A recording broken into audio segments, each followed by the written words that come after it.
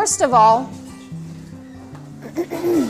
this is not just about straw bale building. This is about natural building in general. So my first question is, why build naturally? Why bother? For us, it's obviously saving us a lot of money, right? So that might be one aspect. But an analogy for why to build naturally is, why garden? Why do you guys garden? Do any of you garden? I bet most of you do. Sustainability. Okay. Jonathan, why do you garden? Because we plant tomatoes. Because you plant tomatoes. And what do you do with your tomatoes? Eat them. Oh, you like to eat. I bet you're not going to eat any straw bale houses though, right? Oh, okay. Any other reasons for gardening? Something to do. Something to do. Exercise. Good exercise. Yeah. Right? Good use of your money, right? Time. No chemicals in your food. Do you think that has anything to do with any similarities to building naturally? We know that conventional building materials have chemicals in them, right? We don't always know what chemicals because they don't usually label their materials, The right? same standards that say your food is safe also say your building materials are safe. Right. So, Same people. you know, I realize that conventional building is sometimes the only way people can build. Like if they're not able physically themselves to do the building and they have to hire somebody, it's sometimes hard to find somebody that'll build naturally for you because it's not a really, you know, well-known thing. But if you're going to build your own house, you might want to consider using at least some natural materials, maybe more than you do the conventional materials. There's still, you know, obviously there's conventional materials that are healthy, like a metal roof. You know, you're not going to get any off-gassing or VOCs. Have you guys heard of VOCs? Volatile organic compounds. That's what the chemicals put off. They put off, you know, toxins into the air. So if you do build conventionally, it's a good idea to air out your house for a period of time before you live in it, you know.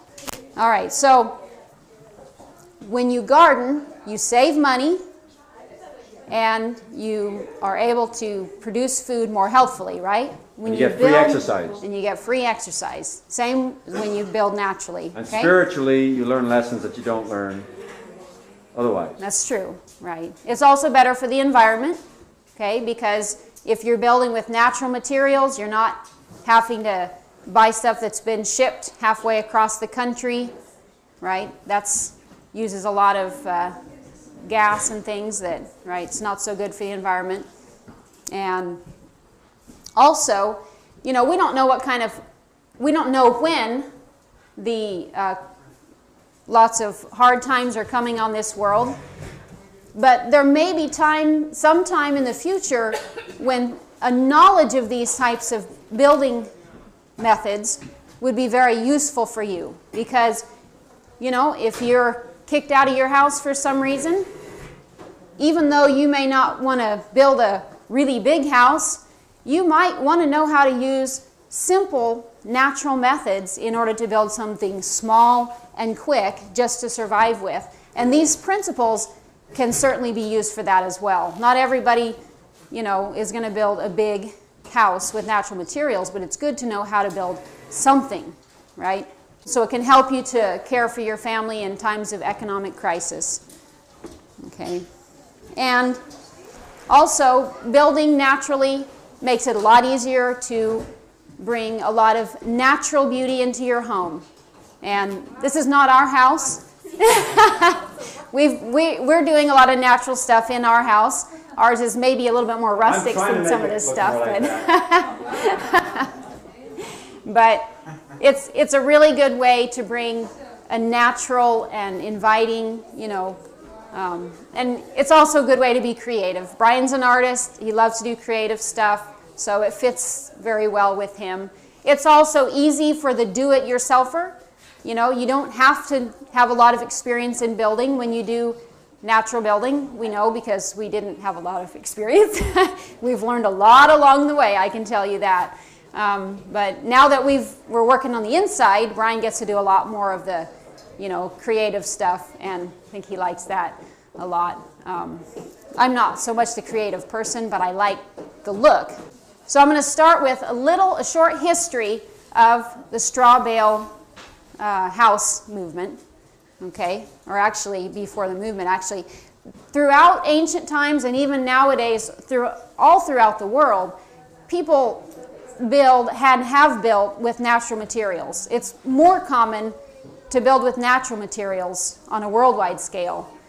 You know, here in America and maybe some places in Europe, it's become more, you know, common to buy your building materials, but all over the world, people have used adobe, log, stone, bamboo. Southeast Asia, they use bamboo, you know, and the wind can go through their houses really easy and keep their houses cool. So depending on the climate you live in and the type of materials you have on hand, it's amazing, really, what can be built naturally.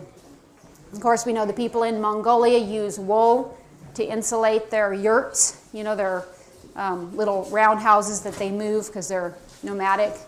And I know in Africa they use a lot of mud, you know. They build with what they have on hand. And so I think that's something good to keep in mind when you're getting ready to build something. First think, what do I have on hand? What can I get locally?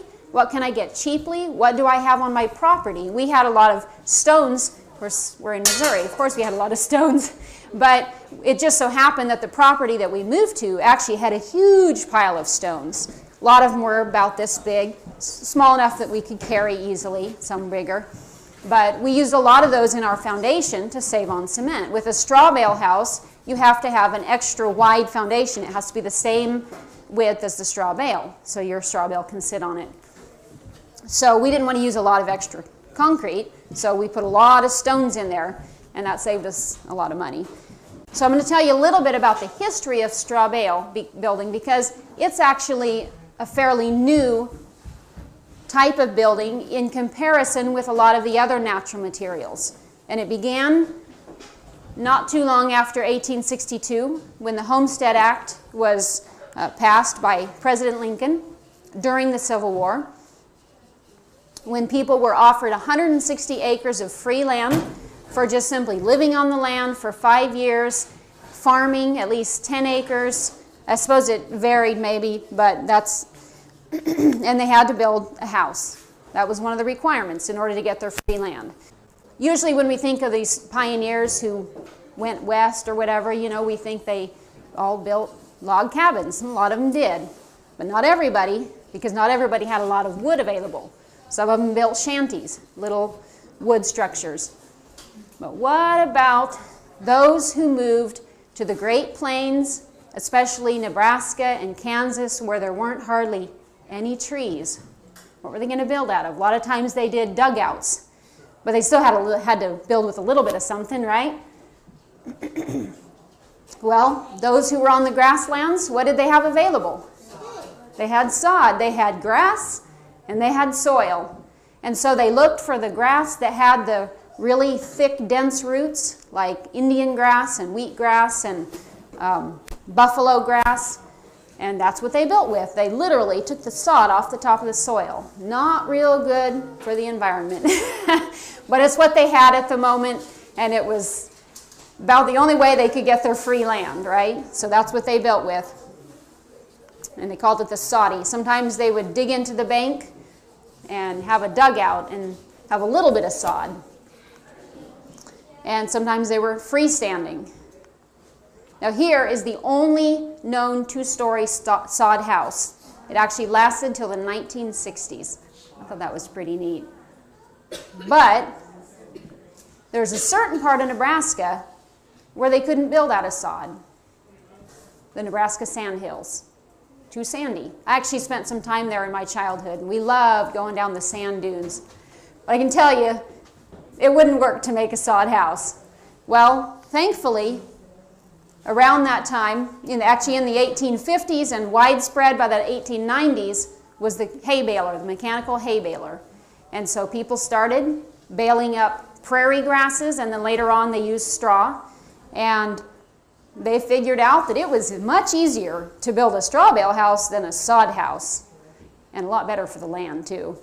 And so between 1896 and 1945, many straw bale buildings, including houses, farm buildings, churches, schools, offices, and grocery stores, were built in the Nebraska Sandhills.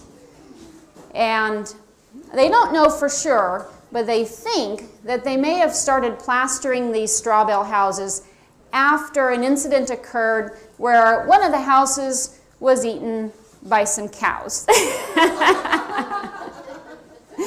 So I think they figured out at some point that it was a good idea to put plaster on the outside.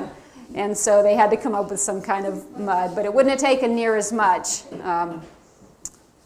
as it would have taken for a sod house. So now after more than 100 years, there's still over 2,000 surviving bale buildings in just 2 Nebraska counties in the Sandhills. The Sandhills isn't a huge area, but they did build a lot of straw bale buildings there. And this is, the oldest one that's surviving was built in 1903, but I couldn't find a picture of it. So this one was built in 1928, still in good condition. A lot of people think that, straw bale isn't very long lasting and that it molds easily and all that, and we'll talk about that a little bit later. But if it's built properly and it's maintained properly, it can last a long time. Okay? They did. They used mud on it. That's right, fella. All right. Well, in the 1940s and the 1950s, conventional building materials became more commonly available. Fiberglass insulation was actually introduced in 1938, and not long after that, drywall was introduced. And so it kind of fell out of fashion to use the available materials that people had, and straw bale building became largely unknown for a long period of time. In the 1960s, with, perhaps you're familiar with Rachel Carson. She wrote a book called Silent Spring on DDT, the chemical that was being used, and the terrible effects it was having on the environment. That was the beginning of the environmental movement in America. And this beginning was actually a little bit of a beginning for the sustainability movement as well. Okay? So in the 1970s, there was an energy crisis where basically there was an embargo placed on oil from the Middle East. And so people started realizing, oh, wait a minute, maybe we should be reserving the non-renewable resources that we have. So in the 70s, that was another impetus towards the sustainable building movement, because people began to realize we need to start paying attention to how we're building. Because remember, if you build in such a way that you have to use a lot of electricity or gas or whatever to heat your building, then it's not as good for the environment. It's not as good for your pocketbook either, right? People started realizing this in the 1970s, okay? And in the 1980s, by then the buildings were started to be built more tightly so that there wasn't as much air loss, because people were trying to save money on their heating bills. Well, the problem is there was so much toxins in the building materials that when they started building their houses more tightly, people started getting sick. So they called that the sick building syndrome. It was actually quite, in the 1980s, it became pretty widespread, especially in office buildings. It seemed like there was a lot of people complaining about headaches and dizziness and all sorts of different strange symptoms. They didn't know what it was for a while, and they finally figured out it was a combination of the toxins in the building materials and the lack of ventilation in the buildings. So anyway, these three things in the 1990s, now people started realizing, okay, we really need to pay attention to the environment when we build, to our energy use, right? And also to the healthfulness of the products that we use to build with. And so then in the 1990s, quite a few organizations came together to start really promoting natural building and sustainable building. Like we have LEED certification today, L-E-E-D, that businesses, if they meet certain standards, they can get the LEED certification. And then there's probably some kind of government, help for people that use, better materials. All right, I'm going to show you just a few straw bale buildings. Now, this one I don't know if it's straw bale or cob, because cob is also one of the natural building methods, but cob and straw bale can look a lot alike, okay? So, explain what cob is? We're going to talk about cob later, so I'm not going to explain it right now, but it's often used for small, really creative looking houses. This is probably the most creative one I put on here, but there's some really interesting ones on the internet. But straw bale can lend itself both to small and creative, or it can lend itself to large and more conventional looking, kind of rectangular like we're doing, because it's a block, so it's easy to do it more of a square look. But you can actually bend bales and make them kind of roundy and do round houses as well. So anyway, here's one. This is probably in England, I'm not sure, but straw bale building, natural building, sustainable building is very common in Europe, probably more so than in the US, but it's becoming more and more popular here as well. So here's a few that are more of a conventional look to give you an idea of some of the styles that people build with. This is Brian putting some straw bales in the wall. And there's our house, which you already saw. All right, so we're going to talk a little bit about some of the advantages of straw bale building. We're going to talk about more than straw bale building, but right now we're going to cover this. First of all, they've determined that the insulation value of straw bale is 30 to 35, R30 to 35, which is really good insulation. And that's actually the main reason why we chose to build with straw bale. Of course, we wanted to do something natural, but most of the other natural methods, do not provide this kind of insulation value or even anywhere near it. And since we're going to be living off the grid, we needed something that wouldn't require air conditioning in the summer. That's the main thing for me. I do not want to have to swelter. Yes? Let me throw out something. When you're determining what type of material, it's a really good thing to consider the climate. Because some of these work really well in dry, arid climates, and some of them work. Yeah, thanks for bringing that up. The cob I was mentioning a while ago, it doesn't have good insulation value, but it works fine in hot, dry climates. Okay, like for instance, they use adobe, out in New Mexico. Well, adobe and cob are about the same thing, and we'll cover that later. The insulation value of straw bale, very amazing, and it's amazing.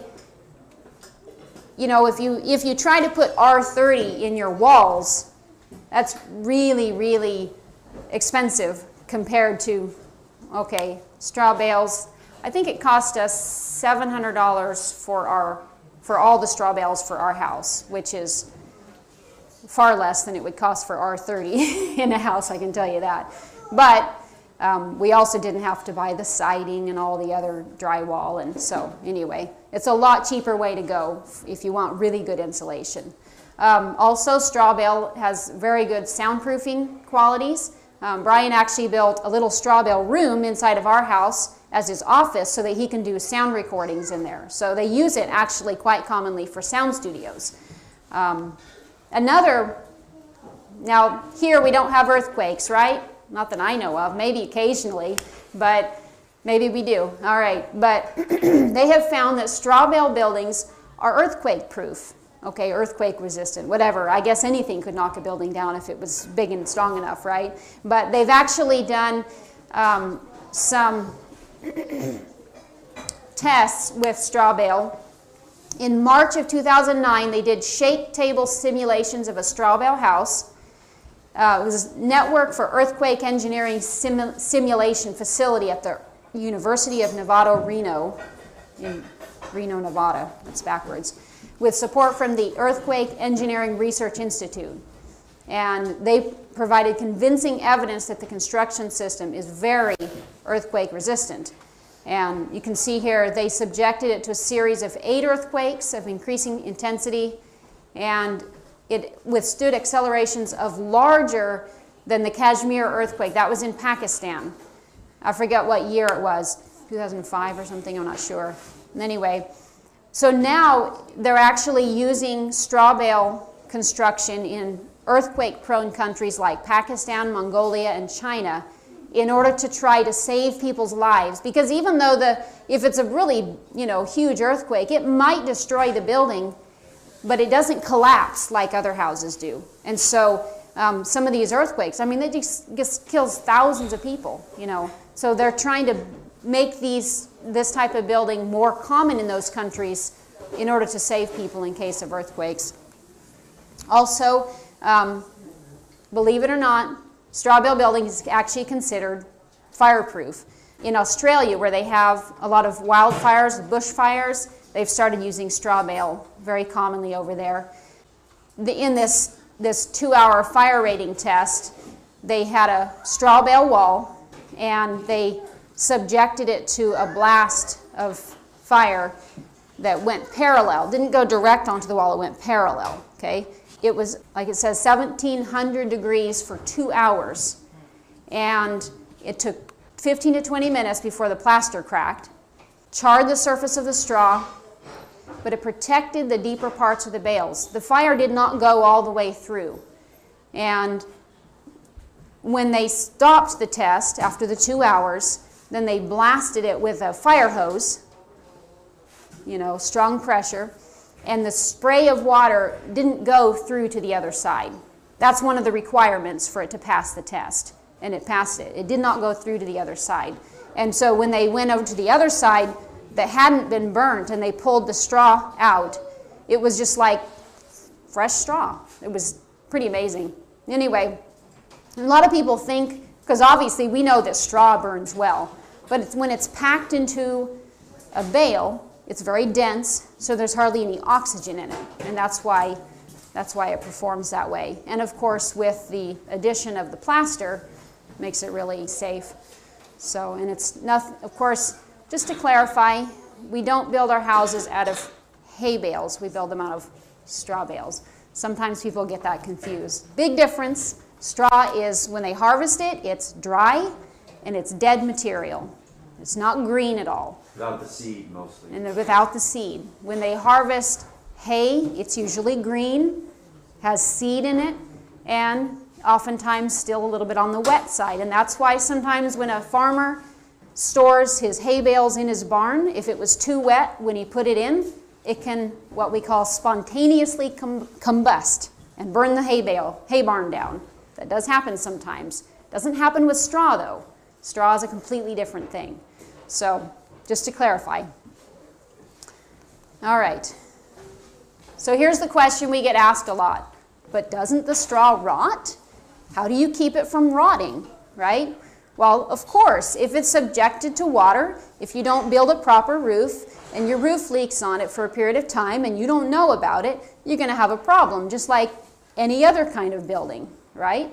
Okay, so one thing I will say is the one climate where straw bale building is not recommended is in a tropical climate where it's humid and really moist in the air for the entire year and it never dries out.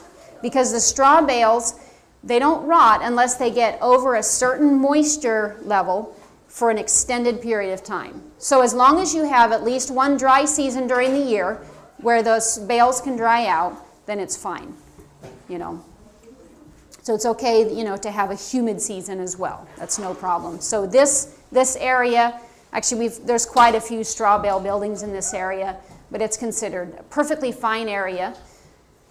And so first of all, we're going to talk about how to prevent your straw from rotting, okay? First of all, you need big boots, a good foundation.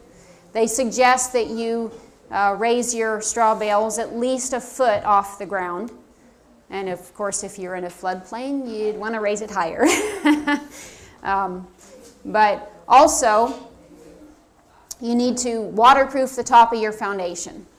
And then they have you we actually just used logs because we were trying to use whatever we could naturally off our land. So we put two small logs on top of our foundation, and then we insulated with wool in between, okay? and then we put the straw bales on top of those. So that way there's no way that the moisture from the ground coming up through the foundation can touch the straw bales. It's fully off. So the big boot concept is actually, in my opinion, important for any kind of building, because I've seen all sorts of buildings built in the olden days where people didn't pay attention to what they were doing, and the buildings are sitting down on the ground and they're all moldy. Doesn't matter what it's made out of. If it stays wet, it's going to mold, right? Unless it's like stone or something, but Even stuff treated with high levels of chemical, like your normal insulation, will mold. And I've seen sheetrock mold. Yeah, the paper on sheetrock is what why do you molds. build out of that? It's going to mold, So Yeah. So that's one of the things. And another thing is big hat. Make sure your building wears a big hat. Large overhangs. Some people don't want to put large overhangs, and so instead you got to have some overhang. But if you don't want a large overhang, then you're going to use a different kind of plaster.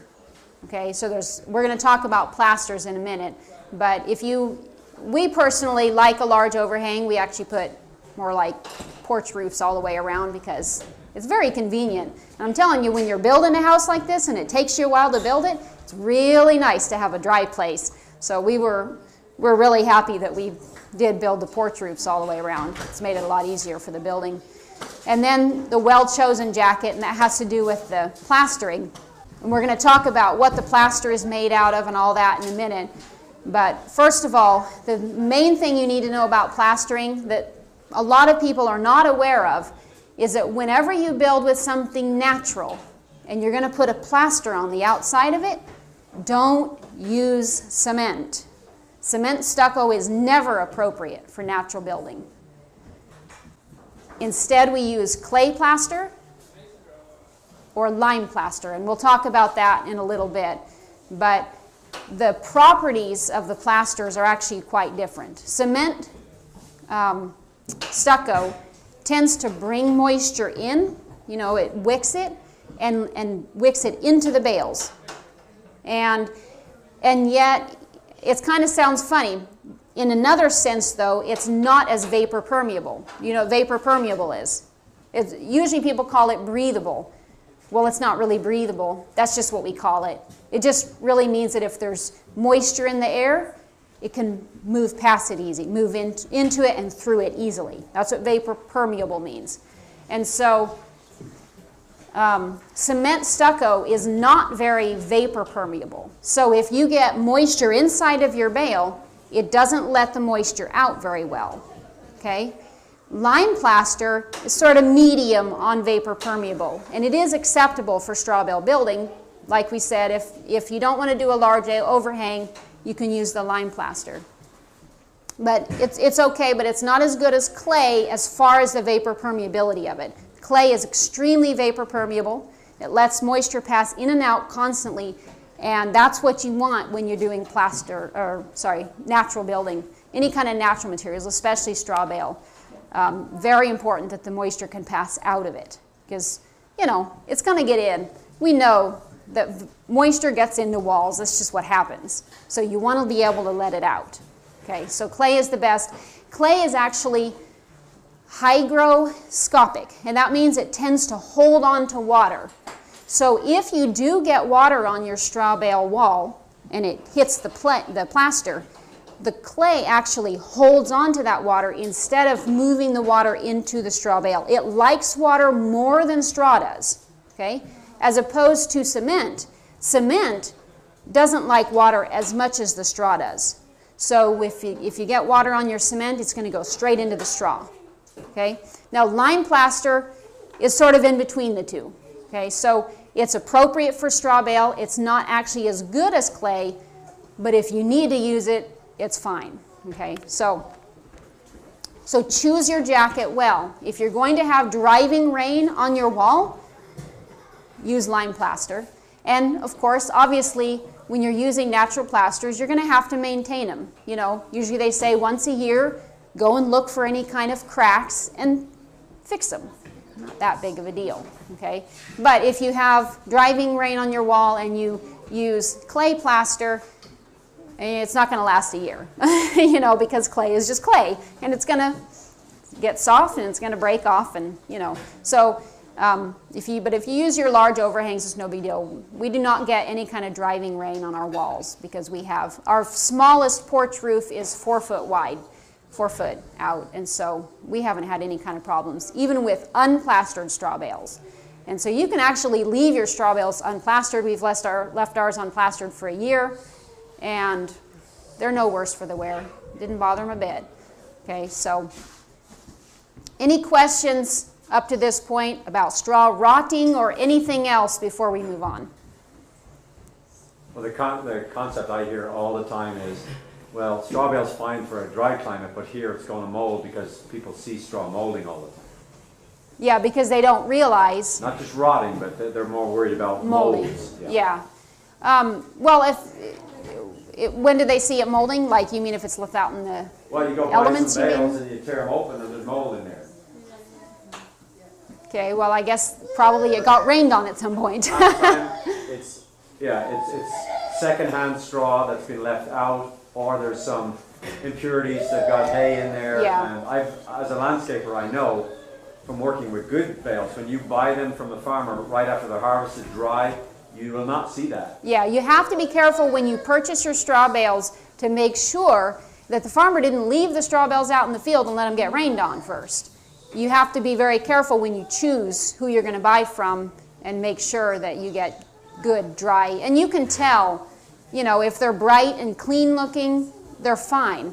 There are moisture meters that you can buy if you really want to check the moisture percentage, and you can look online. I think it has to be less than 20% moisture level in order for it to not decay, you know. However, there's another point, and that is that mold cannot live without a sustainable amount of water. If you build your straw bale right, even if you stuck the moldy bale in there, that mold will die. Yeah, it would die.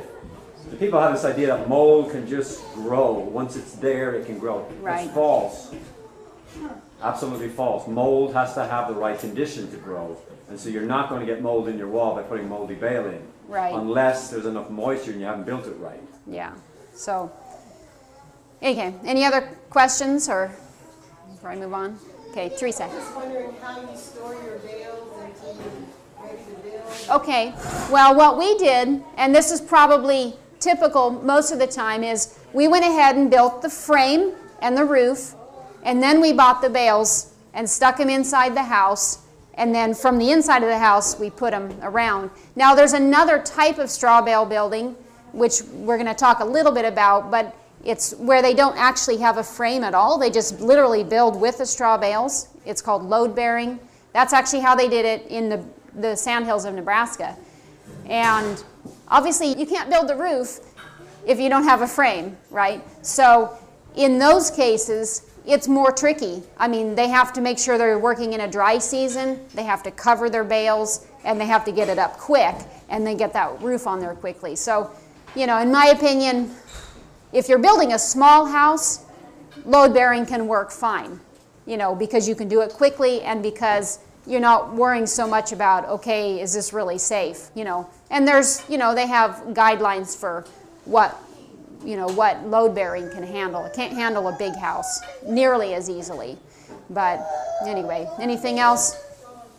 All right, so we're going to talk a little bit about framing options. Like I said, the load bearing doesn't have any frame. They literally just build it with the bales, and then they compress the bales before they put the roof on. Straw bale building can use any kind of framing option. We chose post and beam because we were trying to use the wood off the land, but people actually more commonly use stick frame just because most people don't have wood to build with. So what they do is they simply space their 2x4s or whatever they're going to use the width of a straw bale. So they space it out and then they can just stick those straw bales in there when they get ready to do it. That's the most common way. Balloon framing, I really don't know much about that. I know it exists and I've looked at it a little bit, but I couldn't even tell you what it is. But people use every type of framing option for straw bale building. How long does it take Brian already talked a little bit about this. It doesn't have to take forever like it seems to be taking for us. But I will say this. I would much rather wait, because I've had people say to me, oh, you're so patient, I can never wait that long. Well, the fact is, I've had a mortgage on a house before, and it was extremely stressful for me. I would much rather wait 3.5 years or however long to build a house and be debt-free than to move in right away and have a mortgage for the next 30 years. Okay? So as far as waiting, even if it takes me a long time, I'd still rather do it that way. Okay? But it doesn't have to take that long. No, you can do it in a year, easily. Yeah. Easily. I mean, it's going to vary on Even the less. size of house you build. You know, a lot of people in the natural building movement are building very small houses, and I suppose that depends on how big your family is and how squished you want to be. We've lived in pretty small houses for quite a while, and I was ready for a big house, so I said, let's build a big house. Sometimes I might regret it because it seems to take us forever, right? But when we get in, I'll be happy. So that, of course, it depends on the size, it depends on the framing method, you know. Stick frame, if you know how to do that and you can do it really quick, that's going to make it go a lot faster, of course, you know. We have been clearing the land at the same time, and post and beam tends to take a lot of, you know, manpower, and since we only have one man with manpower, well, we got some boys, they have a little bit of manpower, but, you know, so if you don't have a strong man to do it, you might want to go with the stick frame method because it's easy to... Strong isn't the point, healthy.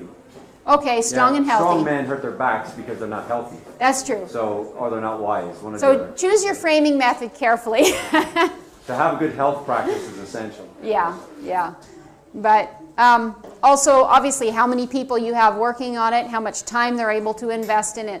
You know, there's lots of different variables on how long it's going to take. So don't think that just because we're taking 3.5 years that every straw bale house takes 3.5 years, because it just isn't true. There's so many variables. You have to decide what's right for you and what you can handle and all of that, you know. Yeah, the other thing I was going to say is, something I discovered was, you know, people always tell me don't use green wood. That's only partially true in certain contexts. Clearing took me so long that a lot of the wood was drying just on the ground. And I was using cedar, which is the type of wood is also important. But when you build like this, and this is our house, and I was even using logs flattened on top in the sawmill, but for our flooring, our upper flooring, you see that? It has a long time to sit there without being heated. If you take green logs and you put them in a building and lock it all up and seal it all up and start heating it right away, what's going to happen? That wood's going to dry too fast, it's going to warp and twist. And so it dawned on me, I'm not having that problem. Most of it's been built by green wood, but it's taken so long to build that it's been allowed to dry in natural air conditions, and now it's pretty dry, and when we seal it in, we won't have the problem. So that's, you know, just another advantage to building this way. Yeah, yeah. And the nice thing is, having taken this long, we've been able to do it without any debt. If we were going to try to build it in 6 months or a year, we would have had to take out a loan. Even though it didn't cost us all that much, we still would have had to take out a loan to do it. And that's with one wage earner working 20 hours a week. 26 hours. 26 hours a week I work on a house, 26 hours I work at my job, and I'm not making very much, but we've been able to do it. So. And we do have free rent, so that helps. Yeah, we have a place. We live in a little place that tiny belongs to my mom. You got to be willing to sacrifice and give up some of the unnecessary luxuries of American living. Yeah. And then there's always the question, how much does it cost? And obviously that's going to vary too. But just to give you some ideas, first of all, before I think about how much it's going to cost for me to build something, I want to think about how much is it going to cost for me to heat and cool it through the lifetime of the house, because that is actually oftentimes more expensive than just building the house to begin with. And that's one of the reasons that obviously that we chose the straw bale, because we can heat and cool it for very little and saves us a lot of money in the long run. Okay. Obviously the size of the house, it's going to make, you know, all the difference, and how much of the work you do yourself. If you, obviously you don't have to be trained in building or anything. We didn't really know how to build before we did this. I did a lot of research and he did a lot of grunt work. But we worked together. Yeah, but there's a lot of information on the internet. Not just straw bale built, not just the straw bale, that's just the walls, you know. I mean, you got the roof, and you know, if you don't know what you're doing, just look it up on the internet, and if you do enough research, you might actually find some really good information. But, you know, if you have to hire out a lot of it, obviously it's going to cost more. We've not hired anything out. We're doing it all ourselves, even though we have to research before we do it and all of that. We can't afford to hire it out. And besides, I think it's really good education for the kids, you know. So a lot of people it's in the free cities education. will be paying more to exercise per month than I'm paying. I'm exercising and getting a free building, while they're paying fees to exercise and then having to deal with a lot of trash before their eyes, basically. I mean, you know, the TV, watching the TV and other things I won't mention, but yeah. Another thing is a lot of people who do natural building, they find a lot of building materials salvaged, you know, so that they don't have to pay as much and buy as much new. Yes? I see you got the whole idea of cost. Did you design your house so it could be heated with a certain type of heating based on what you were going to build? I guess you could say that. The fact that it's straw bale, we knew we weren't going to need a huge heating system. And we do plan to heat with wood. And we're going to talk actually about, right now we just have a little wood stove. We're going to be building a different type of heater eventually. And we're going to talk about that in a little bit. A wood burning heater is more efficient. Another type of wood burning heater, yeah. But some people do, of course, you know, the radiant floor heating and stuff like that. And that's a good thing. We didn't even feel that was really necessary for our situation because straw bale is so efficient that, you know, the amount of money that it takes to put in a radiant floor heater is sort of, well, is it worth it? Because it doesn't take that much to heat a straw bale house, you know. Yeah, a stove almost. Plus, it's actually kind of expensive to do radiant floor heating. Some of the things, you know, when we were kind of trying to figure out how much it was going to cost or whatever, you don't just think about the material cost. You have to think about, obviously, the tools that you're going to need, you know. That's a big part of it. So when I think about how much it has cost us, I don't really factor in the tools very much because they're tools that we need anyway. Except we did spend $5,000 on a bandsaw, sawmill, and so that was a big expense, a huge expense for us. Probably was about a third of the cost of our house, but it has saved us from having to buy, you know, we did our loft floors. He milled that up, and interior walls, and he used it, of course, for the posts and beams some too. So we've saved a lot of money, and when we're all done, we'll have all these tools too. So we're not losing anything, and we can sell them if we need to. I was also looking at the value of learning to work with wood, beautiful woods on your property. It's part of your property. You could say, you know, this post came from over there, and this black walnut here came from that tree. It's just, aesthetically, it's really great. And also, I wanted my boys to experience. We have no value on things. We go to the store, we give them some of this paper stuff, they give us this thing. We don't identify the beauty of the way God grew it, the beauty of the grain, and a lot of these things, choosing the right tree, and you know. So aesthetically, it was a huge difference to me. Yeah. I want to be able to continue to build for years to come, build sheds and barns, and I have built other structures on the property because I have the bandsaw. I can continue to do that for about, I'd say, a 1/16 of the cost the normal person's going to pay for the hardware store to build a shed. I can do it myself. Yeah, and by buying the sawmill, we would have spent all that in, you know, lumber and everything anyway, or more, and we get to end up and have the sawmill when we're done, and you know, continue to use it. So we did end up buying our rafters for our roof because we really didn't have that much lumber. You know, we did 2x12 rafters because we did a cathedral ceiling, so that would have been a lot more wood to try to, you know. I didn't have trees that big. He didn't have trees, so we went ahead and bought that. But the roofing assembly was our most expensive part, of course, because it was conventional. We did metal roofing, and I know a lot of you are builders and you know all this already, but I noticed that in these here parts, a lot of people who build, Sonia didn't like that. I noticed that here in Missouri, a lot of people who build with metal roofing do not put waterproofing under it. And from all the research I've done, it's a really good idea to put waterproofing under your metal so that when the water condenses on the metal, it doesn't drip into your insulation. So we did do that. They won't build with straw because they're worried about mold. Yeah, exactly.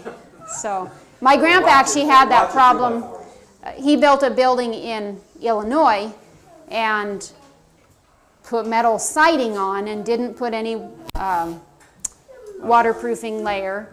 And so, yeah, in that case it was house wrap he didn't put on. So yeah, the water condensed and then rotted out the insulation. So anyway, that's one thing that we did make sure we did do. And then we also have used attic foil, the silver stuff that reflects the radiant heat back in. So what we're trying to do with the roofing assembly is make it at least almost as efficient as the wall assembly, because our roof is probably at least as much square footage as our walls are.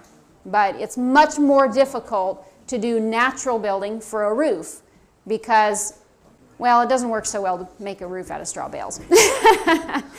And I actually did a lot of research on insulating naturally, and there's not any really great options like there is for the walls. There really isn't. We tried wool. I bought a huge pile of wool from a sheep shearer because wool is the absolute #1 insulator. It's just awesome. I mean, it's fire resistant. It's not bothered by moisture because it continues to insulate even if it gets wet, and then it'll dry out again without rotting. It's awesome stuff. One problem. We stuffed it into the cavities. It didn't go nearly as far as it should have. Because, you know, they sell wool insulation nowadays, and that stuff's expensive. No way we could afford it. So we thought we'd try our own. But the stuff that you buy pre-processed, it's clean and chopped into little tiny pieces, and you blow it in, just like you would any kind of blow-in insulation. It's great. Yeah.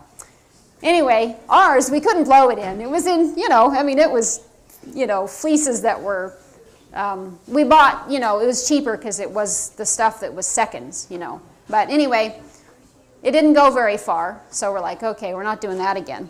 It was not very nice, but it was an experiment, and I did all sorts of research on using wool for insulation and found out, yeah, it's great stuff, but nobody seems to have tried it, at least nobody that's put it on the internet. Really tried it for a big house. Few people have tried it for small houses. So I wanted to experiment and try it.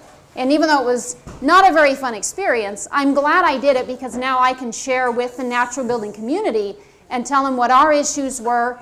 And if somebody wants to try a different way, more power to them. But at least they know what the issues are. We had to end up stuffing it more densely because it wasn't filling in the holes because it wasn't the right, it wasn't into little pieces. Anyway, so we ended up scrapping that idea, and we're going to go with cellulose insulation that doesn't have ammonia in it. Most that you buy at regular building stores has ammonia, and we're trying to stay away from any kind of off-gassing chemicals.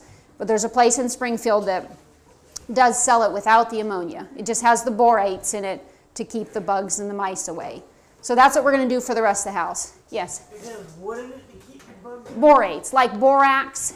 Yeah, that's what they put in pretty much any kind of natural insulation or whatever, because it's considered, healthy. It doesn't off-gas like chemicals. It's a natural product, but it keeps away the bugs and the mice or whatever. So that's what we're going to be using. We haven't done that yet. But another thing is we chose the color white for our roof, which maybe not everybody likes white, but I didn't have any particular color preference, and so I looked up which color is the best for reflecting heat, and white was the color. So I said, hey, reflecting heat, I'm all about that. I'm trying to keep my house cool, and I actually like the white. So anyway, and because we're doing a cathedral ceiling, we only have the depth of the rafters, so that's why we did the 2x12s. But I would have actually probably done even more insulation if we you know, if we weren't doing that. But there is one other thing about wool I'd say, that as a substitute for one of the most toxic materials we use is spray foam. And it's so easy and quick, like everything else in our society that's easy and quick, there's usually a downside. For the little tiny spray holes. foam, the propellants in it are extremely toxic. I wouldn't have it in my house. Yeah. But, you know, it off-gases far more than any of the other foams, right? Yeah. But wool can be used just like spray foam. You stick it in and it's got a springiness to it, so it fills out to a certain extent. You can pack it in a little sliver with a screwdriver head or a knife and get it in there, like between your window gaps. Yeah. So our wool experiment was not for naught. No. It was actually a good thing, because this is something new that I've never heard anybody say. So this is something that we can share with the natural building community. It's really awesome for those little tiny holes. We also used it for a few walls, like the loft walls that don't have straw bale in them. We used this, you know, and it's fine for filling cavities. It's awesome for filling cavities. It just wasn't great for, in the ceiling, we just had some mesh up, and so we couldn't get it in there correctly. Yeah, it got too compacted. So I mean, it'll work, but it only did a 1/6 of the house, which wasn't nearly enough. Well, we did the end walls as well with it. We actually insulated That's the walls true. with it. Yeah, yeah. So anyway, now I want to tell you a little bit about the ingredients, the main ingredients in natural building is sand, clay, and straw. Okay? Now, it took me a while to figure out that the sand that you use is generally not the sand that you buy from the building store. That stuff is kind of like beach sand, you know, it's round and smooth, sort of. Well, you're actually, especially for plastering where you're putting it on a wall and you really want it to stick, it's very important to use river sand. It's sharp. Okay, it's not going to cut you, but it feels sharp and it's gritty, and there's a lot of different sizes, you know, in the sand. And so it's widely available from some of these companies who go out, you know, they go out and do cement, you know, pour your cement and stuff. They get their own sand. They don't buy it from the building store either. They get their own sand from the rivers, and they'll bring you out a big dump truck load of it for, I think, about $300. And so that's the kind you want to use for natural building, except for the very finished layer, the last layer of plaster. You want to use the smaller sand because it's easier to get a smooth finish, you know. Cob, adobe, earthen plaster, or render is another word for it. It's all the same stuff. It's all sand, clay, and straw. It's just in different proportions depending on what you're making, okay? So we talked a little bit about, I used the word cob earlier. The word cob actually means a lump in Old English. In England, they built cob houses. That's one of their ancient ways of building. And so they basically just take lumps of this sand, clay, and straw mix, and they just build with it, okay? So now the adobe, it means a brick, okay? So it's the same stuff. They just make bricks out of it and dry it, and that's what they do, like in South America or whatever, you know, New Mexico. Earthen plaster. The word render is used for the outside of a building. The word plaster is used for the inside of a building. Don't ask me why. That's just we just use the word plaster. But if you hear the word render, it just means plaster on the outside of a building.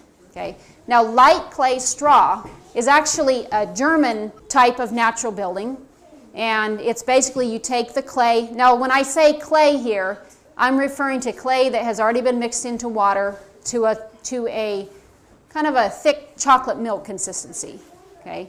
They call it slip, clay slip. You know, people that do pottery use clay slip. It's pretty common. Like a glue. Yeah. So the light clay straw is where you take the straw and you dip it in the slip and mix it all around really well, and you have this gooey mess of straw, and it's awesome for filling holes. That's what you do on your walls after you put the straw bales up. You know, there's inconsistencies in the bales. You stuff the straw into the any kind of holes. The light clay straw, sorry, it's been mixed in the slip, and it'll stick that way. And it also, you know, kind of compacts easier. You can't really compact springy straw very well, but once it has the slip in there, it can compact. Anyway, that's how you patch any kind of holes that you have in your walls before you plaster it. And we also we did it in other areas too that needed it. You can actually build a whole wall out of light clay strip. Slip. Some people Light do that. clay They straw. pack it in I get all confused They by use these forms words. and they pack it in. Yeah, that's actually another so method of You see, building. that proves the fact though, well, isn't it going to mold? It may start to must a little bit, but once that clay gets dry, it wicks all that water out, it kills anything that was in there. Clay will continue to do that. Clay will continue to sort of sterilize that in a sense by getting water out and not allowing water to stay if it's a normal atmospheric condition, except for the tropics. And when you use light clay straw, your walls sprout. It's pretty cool looking. Grow grass. They grow the grass. At first. And when the grass dies, then you know it's dry inside. So it's a moisture monitor. It's not inside the straw bale. It's just in those little, pockets. I did learn how to go up vertical surfaces with straw bale by putting nails in the wood and making ropes out of it. With light clay straw. Building in layers, like a layer of coiled pot layer. Yeah, and I because could we had a go little straight up a piece we vertical needed to wall patch. around the log that way. It was really neat. Yeah. So. This is something I learned. So those are the main ingredients in natural building. One other ingredient that you should know about is lime putty. It is type S lime that you use, hydrated lime. There's another type of lime that you can use as well that I'm not familiar with, but it's really expensive, so I'm not even going to bother mentioning it. But like I said, if you're not going to have large overhangs, use the lime.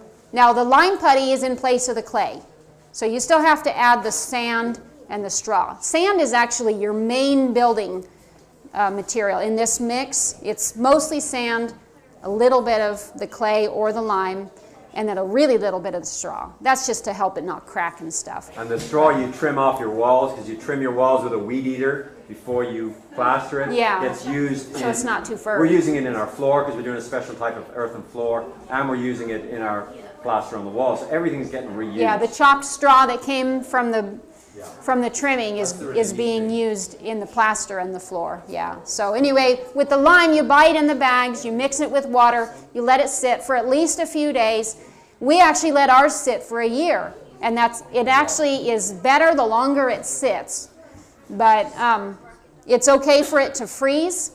You just have to mix it again with the the big mixer thing on the drill, whatever that's called.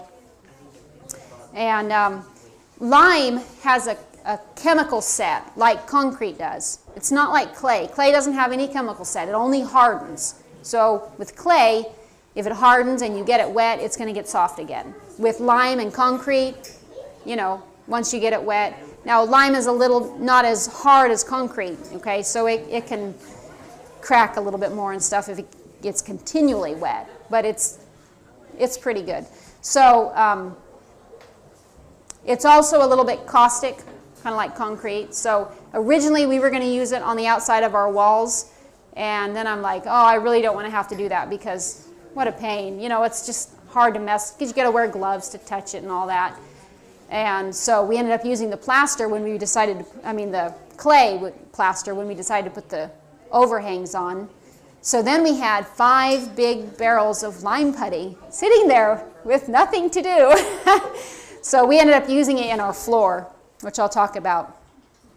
Another thing is the thermal mass walls, like Jim was mentioning, is basically when you take the cob, okay, some people build houses out of cob, but it's terrible insulation.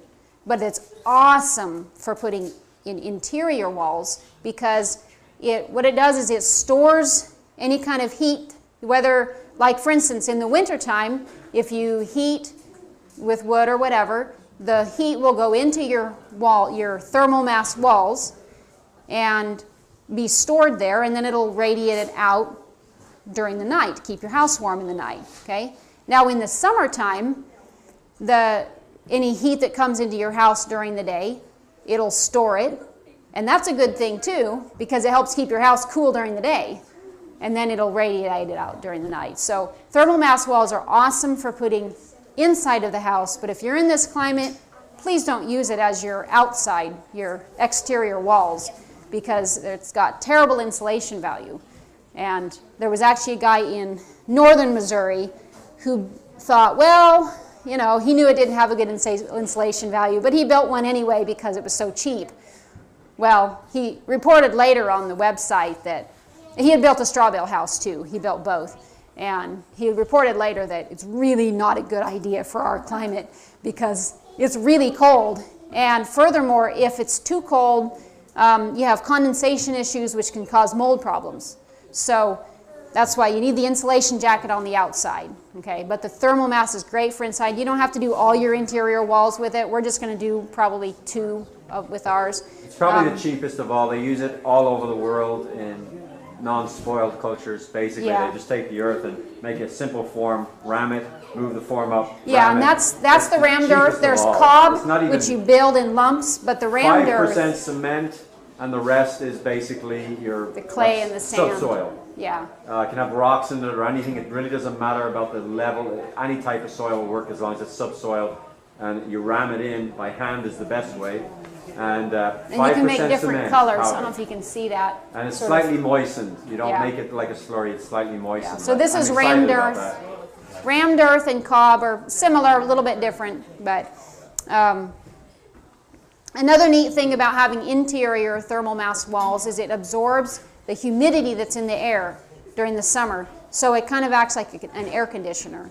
So that's one of the other reasons we want to do it, because it helps to keep your air feeling nice, more like an air conditioner would, you know. But And it'll absorb, if it's in contact with a thermal mass floor, it'll take that cool up into the wall and give it off during the summer. right. I'm just going to mention a few other things really quickly. We're doing an earthen floor, and it's basically the same thing. It's cob, and it's great thermal mass and everything. You do the same layers like you would for a cement floor with waterproofing and gravel and all of that, and then you put your earthen floor layer on top instead of the cement. So that's what we're doing. We're actually doing limecrete for our first layer because we had so much lime, but this next layer will be earth, which is the same as cob and plaster, same recipe. One other thing, scoria is a volcanic rock, and it is an awesome insulator. So if you can ever get your hands on scoria, really awesome. It's kind of expensive to ship out here, but if you lived in Arizona or New Mexico or somewhere out there, really, really awesome. But it's a good way to insulate the floor because it's not like foam or something, you know. It's hard to find floor insulation. We did not insulate our floor. We just insulated the perimeter of the floor. We do have sawdust and straw in our clay, which will have some insulation. Yeah, we did put sawdust in, which is an insulator. This is a radiant floor heater. If you're going to do a radiant floor heater, please insulate underneath the floor. The rocket mass heater, probably a lot of you have heard of that already.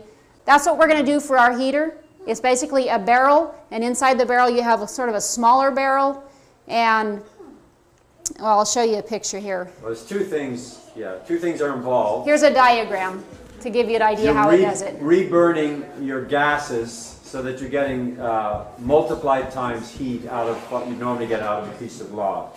You don't even have to use big wood, use twigs like sticks. You use sticks. The other part is thermal mass again, so that you run your exhaust, loop it in this thermal mass made out of cob or sand or rocks, and so you burn the fire for about 2 hours and it heats the house for the rest of the day, because that has held onto that heat and just gives it off in a radiant fashion for hours. So usually you only need it twice a day, burn it for 2 hours. You use an 1/8 to the 16th of the amount of wood you would normally use with a regular wood stove to heat your house. And the other thing is it reburns the smoke and everything until it's all burned up, and then it comes out as CO2. So you don't have any... CO2 and moisture. Yeah.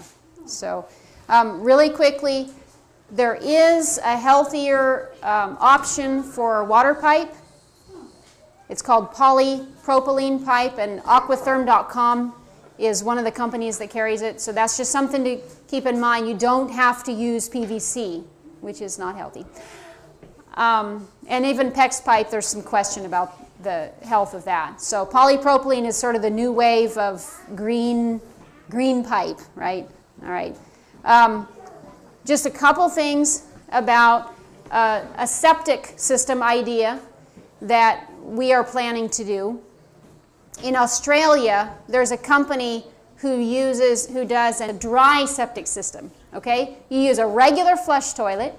It goes you know, gets piped to your septic system, but instead of being filled with water with the scum layer on top and the sludge on the bottom, and that sounds really gross to me, but that's the way they do septic systems, okay? And then goes out to your drainage field, right? I didn't know how septic systems work, so I was really excited to learn about this when I learned about it. But also, I learned about why septic systems fail. We happen to live in an older house with an older septic system that is probably not sized for our family, so we know about septic systems that don't work so well. This is from the website of the Australian company, wormfarm.com.au is the website, and it gives an idea. You can just go there and look it up. We're going to do it a little bit differently than this, but the main gist of it is, okay, here's a box. Imagine this is cement, right? You see the two compartments? Imagine it's buried in the ground, okay? On one side, you put sawdust and worms. On the other side, you put nothing until you need it, okay? You pipe your effluent from your toilet. We're going to actually separate our gray water and our black water, just so that we don't have to do such a big system, okay? You pipe your stuff from your toilet into this, and it's underground, so it's, you know, fine for the cold weather and everything. And the worms have a feast, okay? And so I think composting toilets are a great idea, except for the ick factor. And I don't like the ick factor, but I like this idea because it's outside of your house and you don't have to go carting it out or mess with flies in your house or anything like that, because it's just a regular flush toilet. And you know, so after a while, if you feel like this one's getting full, and actually they say that they never really get full because the water, the liquid drains. You know, you have a little drain system, and there's hardly really any solids. So, but eventually, if you want to refresh it, you can close this one off, put your sawdust and worms in the other one, and let this one compost for a year or whatever, and then you can take it out, and if you want to use it on your fruit trees or whatever, feel free. You know, it's up to you. So, it's a lot better than the sewage sludge they spread out on the fields without us knowing. Now, what about E. coli? Because people are going to ask about that. Okay, hold on. Evelyn has a question. It's not a question, it's a comment. Okay. There's a book called Humanure. Humanure, that's right. I've read it. They go over a system like... Yeah, I've never actually seen this particular one. Do they have the in-ground one in that book? They talk about it like having it in your house. And I'm not finished with it, so I'm not... Okay, yeah, I haven't heard them talk about the in-ground one. This is a new thing that I really haven't heard from in America. But anyway, just give you a basic idea. So, and of course, the food you're eating in the grocery stores, they can legally spray. Yeah, they put untreated manure, human manure on the fields. But this way, everything is filtered. It's ground, you know, processed by the worms, and then you can compost it in this until it's just nice and fluffy and it's not nasty. And then if you want to compost it for another year, whatever, it doesn't matter. I mean, you don't even have to use it on anything. At least it's, I think, a lot better than the traditional septic system. So anyway, I'm going to be done. Sorry, Ruthie.